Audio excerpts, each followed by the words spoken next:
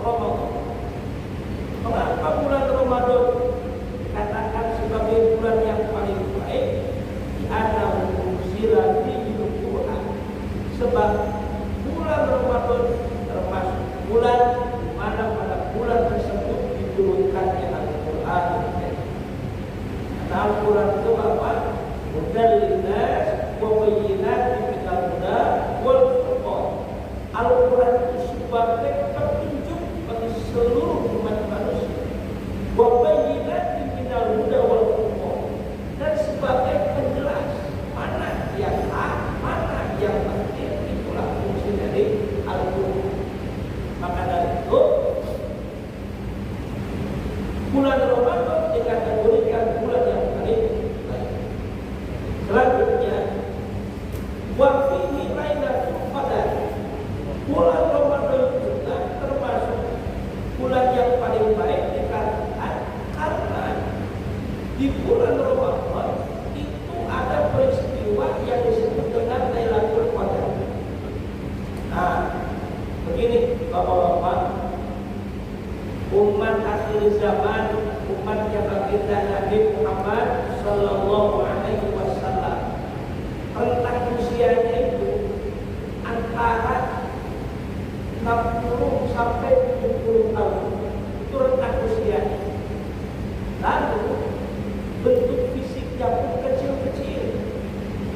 Karena umat-umat Nabi sebelumnya umurnya itu bisa ratusan tahun. Ada yang umurnya 1000 tahun, ada yang umurnya 950 tahun, seperti umurnya Nabi Nuh alaihissalam. Umurnya itu panjang-panjang. Bahkan ada yang unik Bapak, masa Bani Israel yang di masa Nabi Musa alaihissalam. Nabi Musa itu kan setelah Nabi Yusuf, ya Pak. Nabi Musa itu setelah Nabi Yusuf. Nah, di mana letak makomnya Nabi Yusuf alaihissalam? Ini tidak ada yang tahu di mana letak kuburannya Nabi Yusuf. Tidak ada yang tahu. Nah, karena tidak ada yang tahu di mana letak makom Nabi Yusuf, akhirnya Nabi Musa mencari siapa yang tahu makomnya Nabi Yusuf alaihissalam. Kemudian ada seorang nenek tua. Ada seorang nenek tua. Dia menanyakan, yang memberitakan di mana letak makomnya Nabi Yusuf. Kemudian setelah Nabi Musa menemukan nenek tersebut, setelah ketemu memberitakan makamnya di situ, tapi si nenek tersebut meminta kepada Nabi Musa, wahai Nabi Musa, beri doakan aku agar aku menjadi muda kembali. Sudah tua, anda memberikan tahu makamnya Nabi Yusuf, didoakan sama Nabi Musa biar muda gitu, jadi muda lagi. Ya Allah, pada umurnya makin panjang lagi. Nah, banyak anak semacam itu dulu umurnya itu panjang-panjang. Kalau sekarang kayaknya rentang umurnya 60-70 tahun. Ada yang umur 70 tahun masih hidup, lebih hebat, bonusnya udah banyak. Ada yang 100 tahun, lebih hebat lagi, cuma jarang yang umurnya sampai panjang. Dan kemudian fisiknya pun kecil-kecil. Bagaimana maksudnya? Ya fisiknya kecil-kecil. Kalau umat terdahulu, kaum Ad itu fisiknya besar-besar, bisa membelah bumi, fisiknya hebat. Sekarang umat baginda Nabi Muhammad kecil-kecil. Apalagi di Indonesia, hari ini 170, 160 sekian. Nah, maka dari itu, pilih para sahabat mendengar kisah Rasul di zaman Bani Israel. Ada yang disebut dengan Nabi Samud, namanya itu Samud. Nah, kalau di Latin itu istilahnya bukan Samud, tapi Samson. Tadi itu kan Sulaiman kan jadi Solomon ya Pak. Musa jadi Moses, Isa jadi Yesus. Kemudian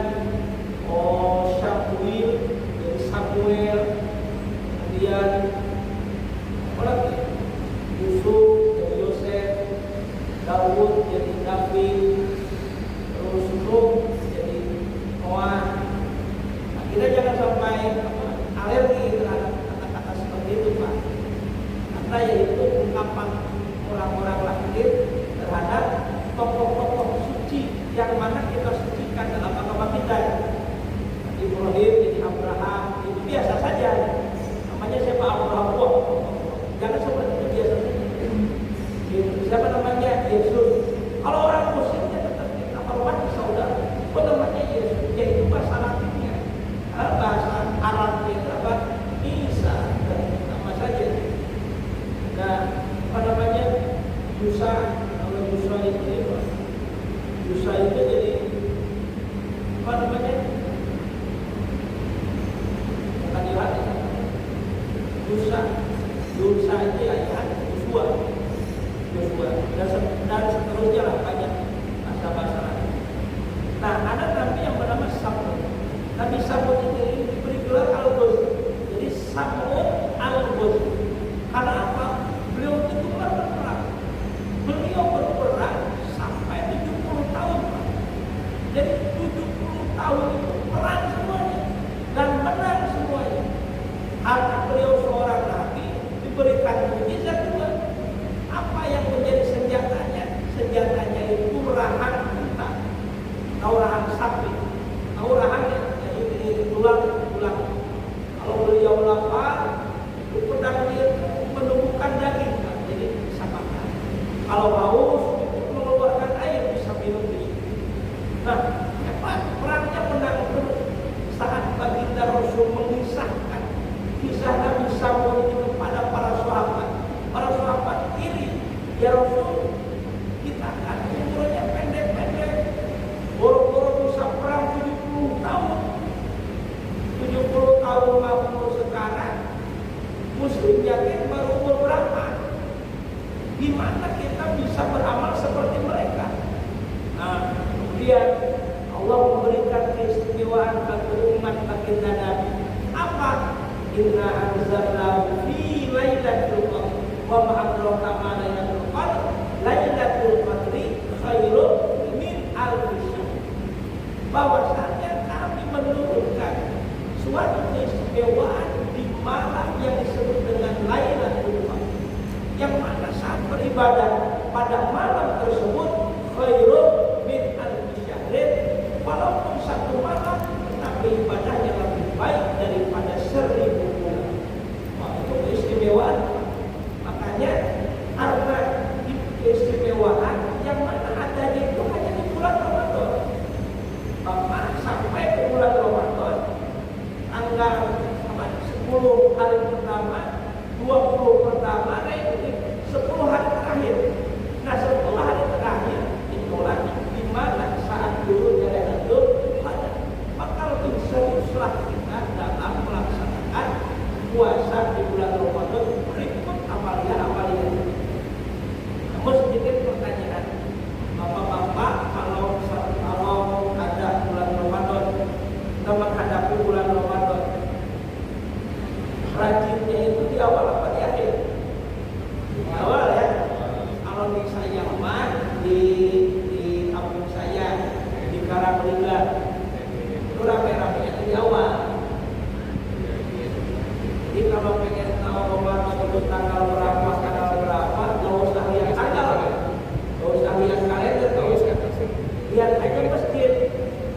Kalau mau wah tarawihnya sampai keluar-luar, berarti masih awal sama Ramadan.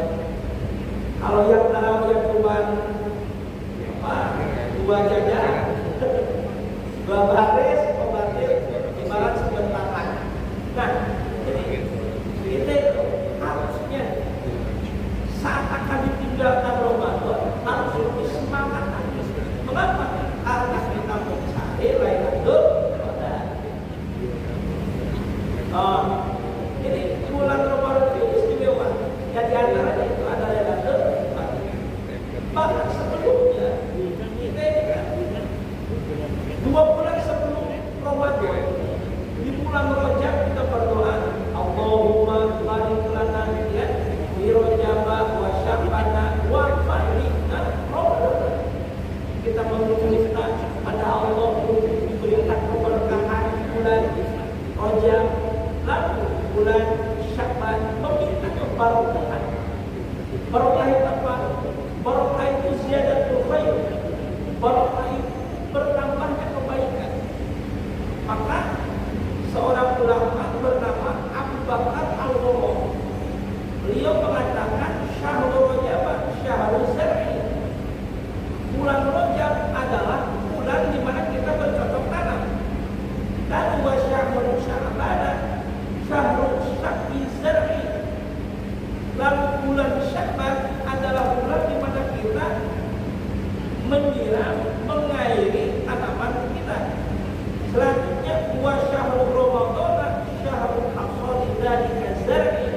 Dan bulan Ramadan adalah bulan di mana kita memanen tanaman kita. Nah, jadi ada Rajab, ada Sya'ban, ada Ramadan. Maksudnya bagaimana? Bercocok tanam apa? Ingat Pak, setiap kita itu memiliki kebiasaan apa ya? Nah, untuk memiliki kebiasaan itu terkadang berawal dari yang namanya paksaan. Berawal dari yang namanya paksaan. Dipaksa, setelah dipaksa bisa, setelah bisa terbiasa. Nah, setelah terbiasa ini menjadi karakter itu. Waktu kecil sholat berjamaah. Ya, sholat berjamaah. Sholat berjamaah ini karena sibuk sebetulnya. Dia ini memiliki kesempatan, waktunya ada, masjidnya dekat, teman untuk berjamaahnya ada, dan bisa untuk berjamaah. Tapi kenapa susah untuk berjamaah? Karena dia tidak terbiasa. Mengapa tidak terbiasa? Karena tidak bisa. Mengapa tidak bisa?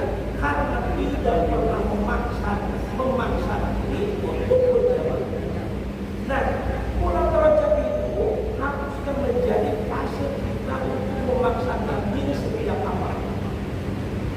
Karena bulan Rajab termasuk bulan yang dimuliakan oleh Allah.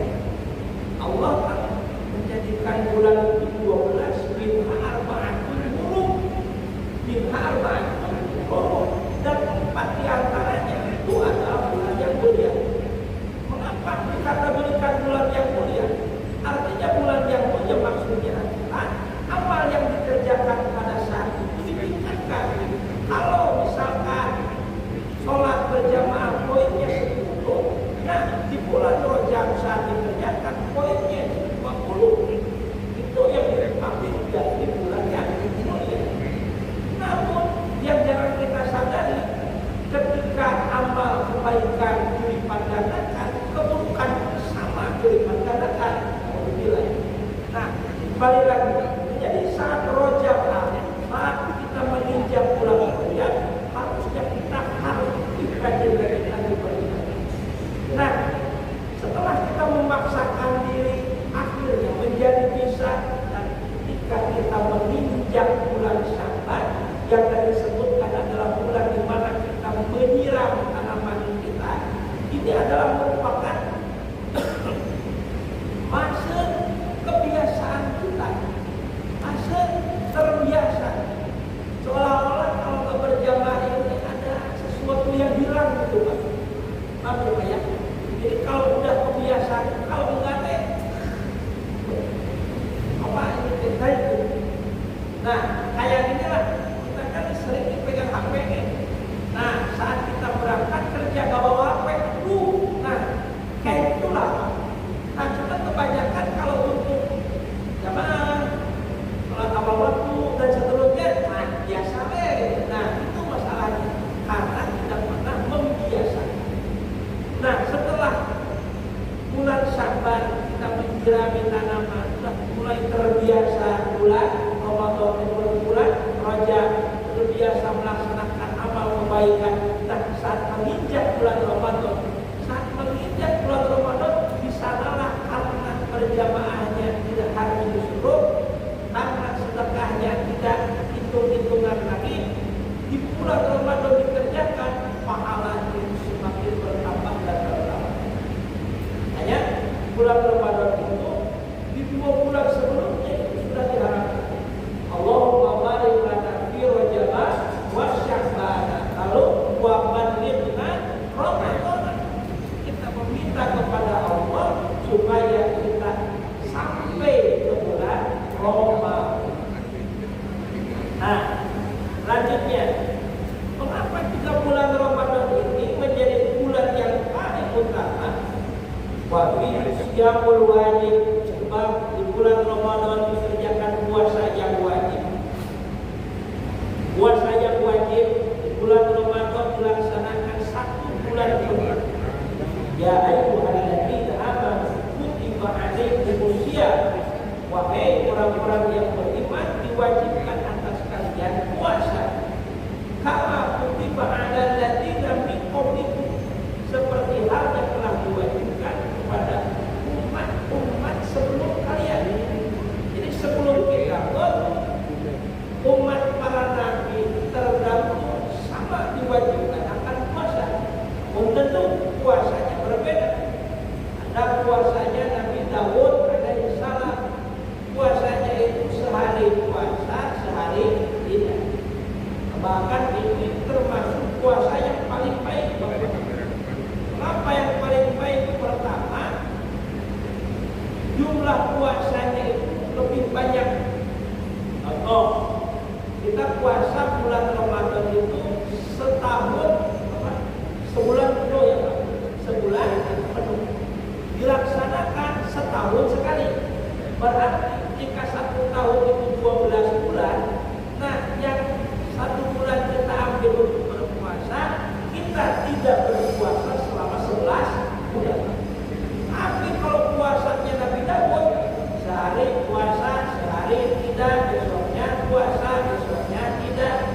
Kalau tadi 1 tahun itu 12 bulan, hitungannya 6 bulan berpuasa, 6 bulan tidak. Jadi seperti itu.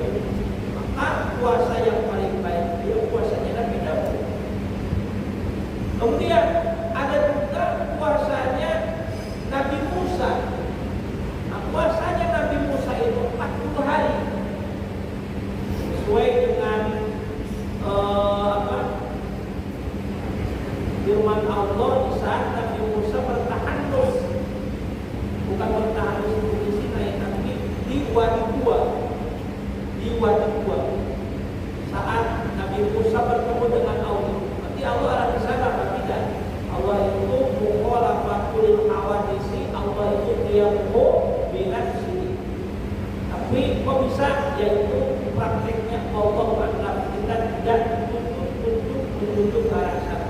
Oh, itu bukan ranah kita. Kita serahkan saja kepada Allah. Ingat, kalau ada dalam Al-Quran Ar-Rahmanu ala arsyis istawa, Allah itu ada di arah itu mah. Yadullahi mubayyidhi, Allah itu ada tangannya, kan yadullah tangannya Allah. Nah, itu yang disebut dengan ayat-ayat mutasyabihat. Jadi dalam pemanaannya ada 2 kelompok ulama. Pertama ada ulama salaf. Ulama salaf itu memaknai dengan tawakuf. Tawakuf itu apa? Dibekukan maknanya. Yadullahi wa bayyidhi, tangan Allah bukan, itu yad Allah. Ini dibekukan, gak ada maknanya. Kita serahkan semuanya kepada Allah tentang ayat-ayat seperti ini. Ulama salaf, ada lagi ulama khalaf. Kalau ulama khalaf itu ada konsep takwil. Apa itu takwil? Maknanya diselaraskan dengan yang lebih pantas dengan Allah. Toh yadullahi, itu bukan tangan Allah, tetapi qudratullah, kekuasaan Allah. Ar-Rahmanu ala arsyis istawa, bukan Allah yang ada diam di atas, tetapi maksudnya ada istilah itu Allah menguasai hati. Baik, kita lanjutkan. Nah, ada lagi puasanya itu puasa Nabi Nuh alaihissalam. Nah, puasa Nabi Nuh itu dilaksanakan di saat Nabi Nuh alaihissalam bahtera yang ditumpangi beliau beserta umatnya yang beriman itu apa namanya?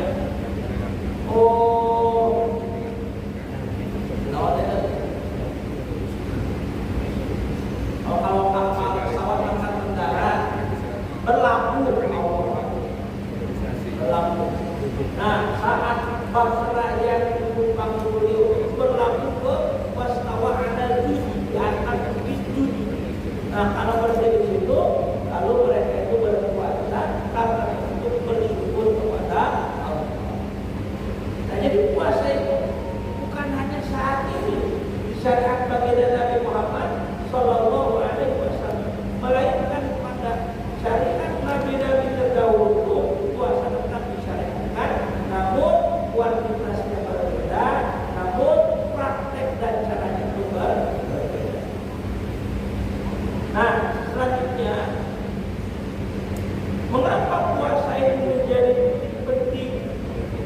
Pengumpulan bulan Ramadan atas bulan-bulan yang lain, karena di bulan Ramadan juga di ada sawaban bimbingan sawabil fardhi, puasa yang kita yang sunat yang kita kerjakan, pekerjaan sunat yang kita kerjakan itu setara pahalanya dengan pahala fardu yang kita kerjakan.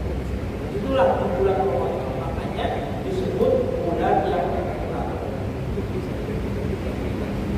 Mudah-mudahan kita ini lebih siap bapak-bapak sekalian dalam menghadapi bulan Ramadan. Nah, terlambat persiapannya. Ya memang terlambat, artinya persiapannya itu di bulan Rajab persiapan. Tapi tidak akan datang terlambat. Lebih baik terlambat daripada tidak. Kita persiapkan di bulan Ramadan. Apa yang harus kita persiapkan? Pertama fisiknya. Fisik harus persiapkan ya, karena puasa itu yang menahan lapar, menahan haus. Yang namanya puasa itu. Nah, kegiatan yang kita kerjakan yang tidak berubah. Yang yang kerja, yang tetap kerja, gitu kan? Yang ke sawah, yang ke pasar, yang ke pasar, yang ke pabrik, jadi tetap kegiatan berlangsung. Tapi dalam kondisi lapar, dalam kondisi haus. Nah, kemudian yang harus kita persiapkan berikutnya adalah mental. Bapak-bapak sekalian, manusia itu bisa kuat jam makan itu 2 hari kalau masalah. Jadi kalau 2 hari nggak makan, itu kita masih hidup Pak. Di sehari semalam nih kita tidak makan, nggak hidup, kita masih hidup Pak. Lulus sebenarnya, tapi masih hidup lah, nggak sampai mati. Artinya apa? Puasa ini kita kerjakan berapa jam? 12 jam, 12-13 jam lah ya. Berawal pemisahan fajar, artinya saat waktu subuh, misalkan subuh jam 5 udah katakan subuh dan jam 5, lalu kita berbuka puasa di jam 6. Berarti berapa jam? 13 jam. Jauh Pak dari kata mati, ini gak bakalan mati sebenarnya Pak. Kalau puasa gak bakalan mati. Nah, kok banyak kawan, nah itu mentalnya yang lupa sebenarnya. Jadi karena memang ada kalau nggak makan nanti ini, nah sebetulnya tidak bakal mati. Nah, itu. Yang kedua adalah mental yang harus kita persiapkan. Apa sih dalam kategori mental yang harus kita persiapkan adalah supaya mental ini lebih baik dalam menghadapi Ramadan, kita itu harus bergembira dia saat kita memasuki bulan Ramadan. Atas apa kita bergembira? Dari yang tadi kita bahas bersama, apa pahala sunatnya itu dibalas dengan pahala fardu. Kemudian di bulan Ramadan juga ada yang disebut Lailatul Qadar. Itu adalah merupakan hal-hal yang bergembira. Saat kita mengerjakan sesuatu dengan hati yang bergembira, maka akan menyenangkan Pak mengerjakannya, akan menyenangkan. Berbeda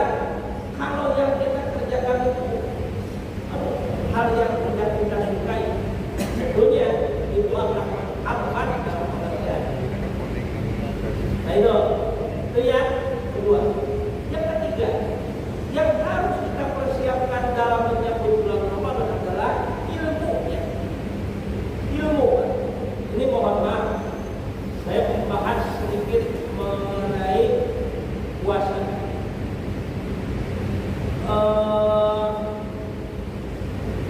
Jadi itu soalnya terlalu kompleks, terlalu banyak.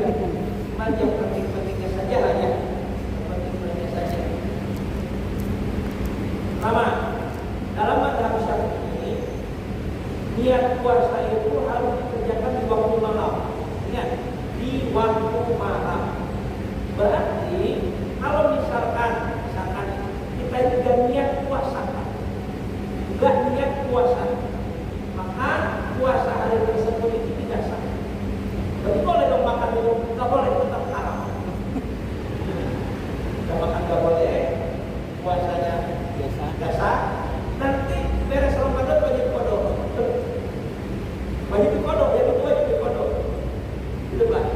Jadi niat kedudukan niat puasa di setiap malam bulan Ramadan dalam mazhab Syafi'i itu menjadi kewajiban. Gitu Pak. Nah, kemudian yang sering salah dalam niat. Niat itu kita sering hanya mengucapkan saja. Awal sofa wajib akan daya dan seterusnya. Padahal dua makam al-qalbu yang di dalam hati. Nah, biasanya kan habis tarawih Pak. Ya, awal sofa wajib dan seterusnya. Itu terkesan dengan takbir, memperingatkan kita untuk berniat. Karena itu hanya melafalkan niat itu ya bukan niat dalam satu niat. Paham ya? Jadi kita mengucapkan bareng dengan imam, tapi dalam hati kita tetap harus mengatakan niat. Nawaitu sholat dan seterusnya dalam hati. Karena niat itu yang sesungguhnya ada di dalam hati. Nah, kemudian sebenarnya ada, namun nanti saya ngobrol-ngobrol sama Ustaz kalian. Waktunya ada solusinya. Kalau lupa gimana nih? Nah, nanti ada solusinya. Nanti saya ngobrol sama Ustaz dan nanti istilahnya. Lanjut. Jadi sekali lagi pertama niat dan pada setiap malam Ramadan itu menjadi kewajiban. Kalau gini gimana? Kita buka puasa nih misalkan Pak, minum. Doa puasa teh. Allahumma laka. Soalnya kan belum buka puasanya jadi lupa. Nah Allahumma laka subuh itu dibaca harus minum dulu Pak. Habis minum baru Allahumma laka subuh. Jangan Allahumma laka subuh baru minum. Baik. Allahumma laka subuh. Allahumma kepadamu Allahumma hai Tuhanku laka kepadamu subuh aku berpuasa. Aku sudah berpuasa. Harusnya ya. Kalau kita belum minum itu masih puasa Pak. Tapi bukan sudah berpuasa, itu masih puasa. Kalau minum baru puasanya sudah. Paham ya?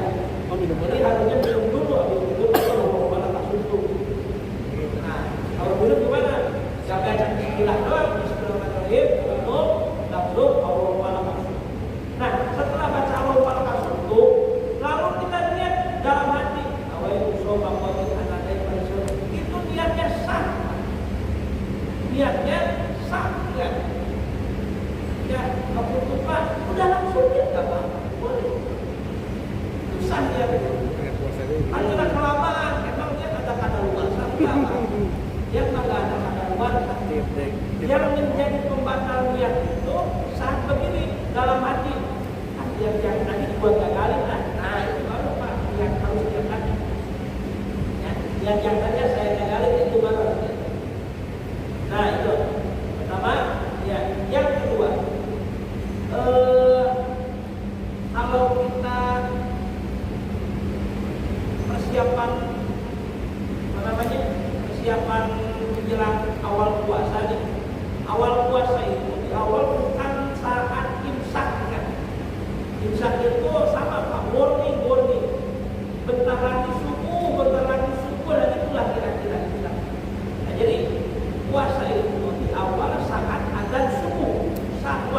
sudah nafsu itu mulai puasa. Nah, makanya yang masih makan, yang masih minum, yang masih merokok, yang masih apa, tolong cepat bentar lagi ada subuh itu maksudnya. Nah, karena di awal itu saat ada subuh, bapak-bapak sekalian harus diperhatikan kebersihan mulut. Misalkan nih, kalau awal puasa kan biasanya sahurnya suka spesial, dan nggak ada kegiatan sate ayam, goreng ayam, opor ayam, pokoknya mah yang daging-dagingan. Nah, itu diperhatikan sisa-sisa makanan yang nempel. Kenapa? Karena kalau itu nggak dihilangin, Pak, kadang-kadang sisa-sisa tersebut itu terbawa air liur sehingga ada rasa apa? Ada rasa opor malam pas itu kalau ditelan batal. Kenyang enggak batal ya. Makanya harus dibersihkan sisa-sisa. Nah, kalau buka puasa itu kan sunahnya pakai kurma ya Pak, yang manis-manis. Nah, alangkah baiknya itu kurma. Nah, itu juga harus hati-hati. Takjil nih makan kurma, habis makan kurma langsung sholat maghrib, itu juga harus diperhatikan kebersihan mulut. Pas lagi takbiratul ihram, manis kurma dikerasa, kita juga di sholat. Itu juga harus diperhatikan. Coba, jadi sisa-sisa makanan harus di. Kemudian begini,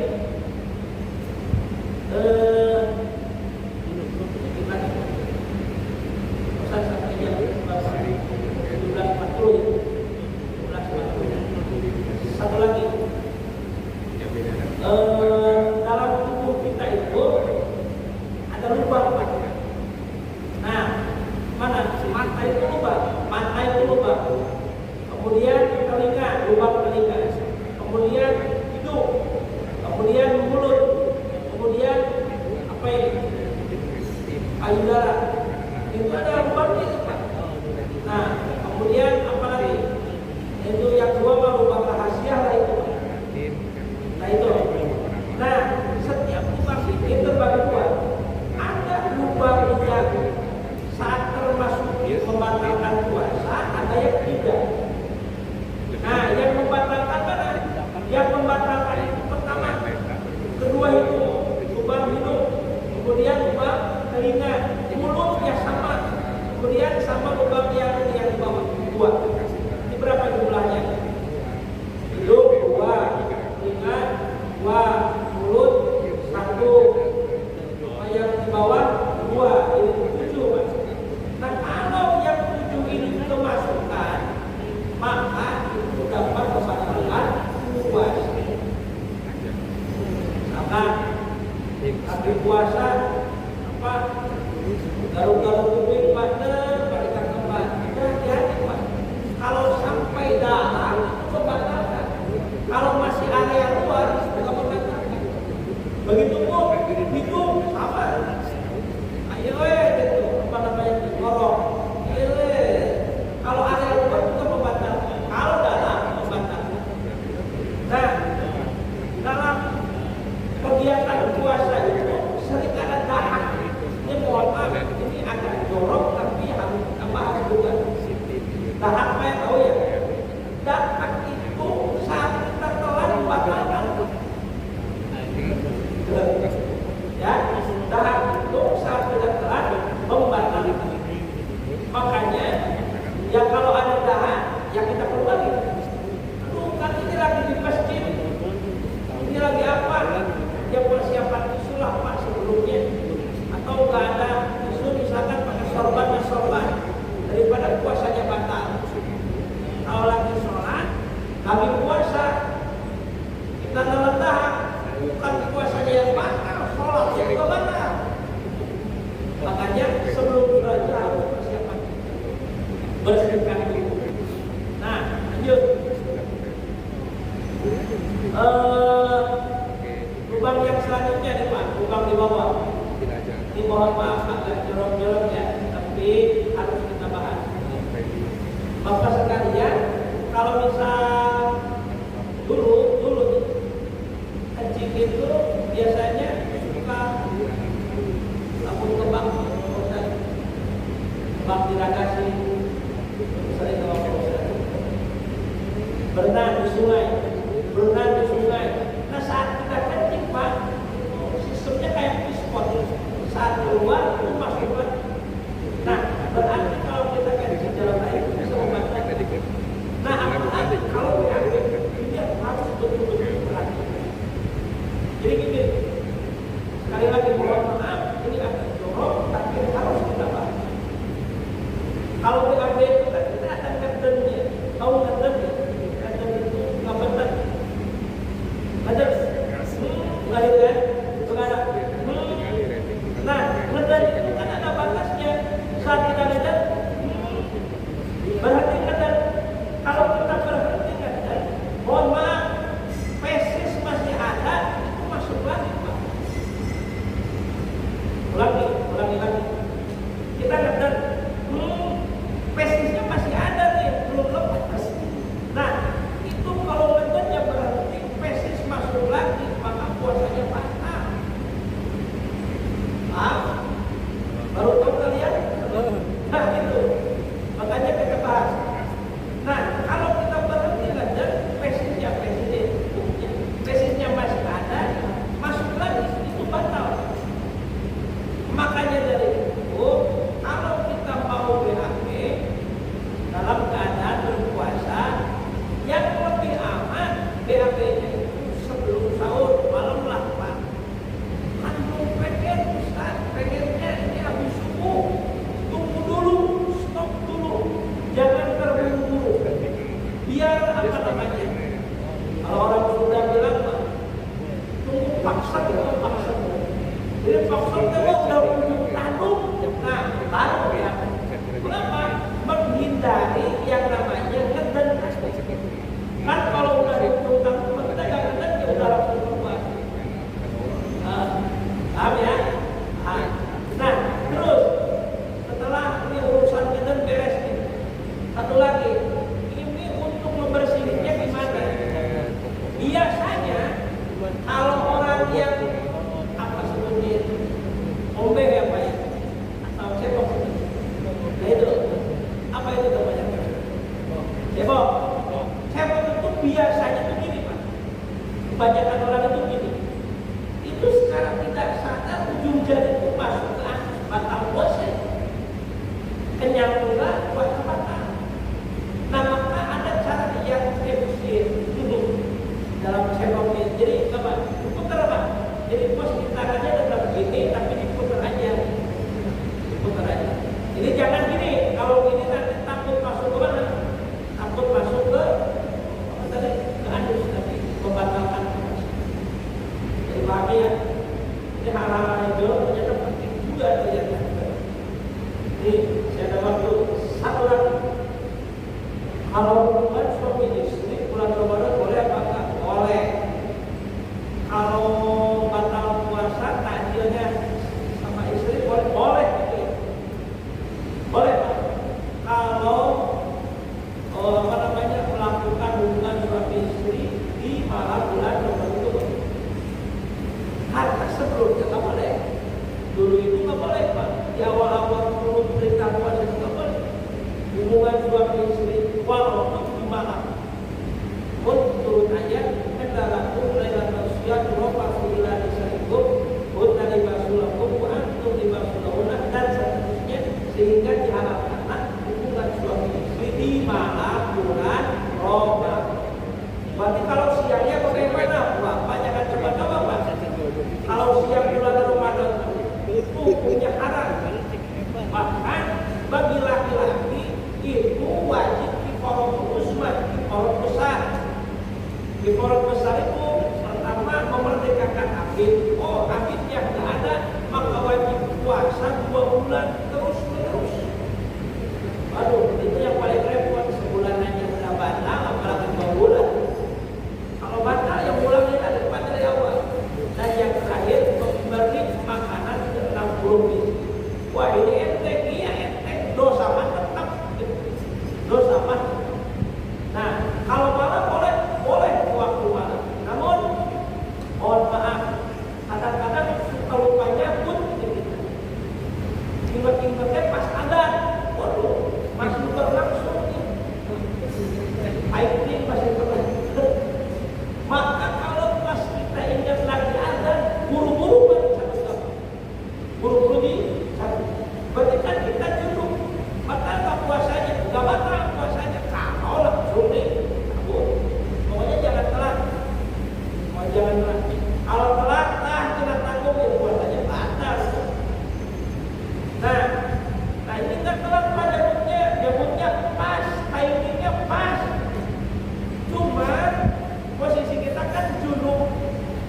karena sudah berhubungan suami istri.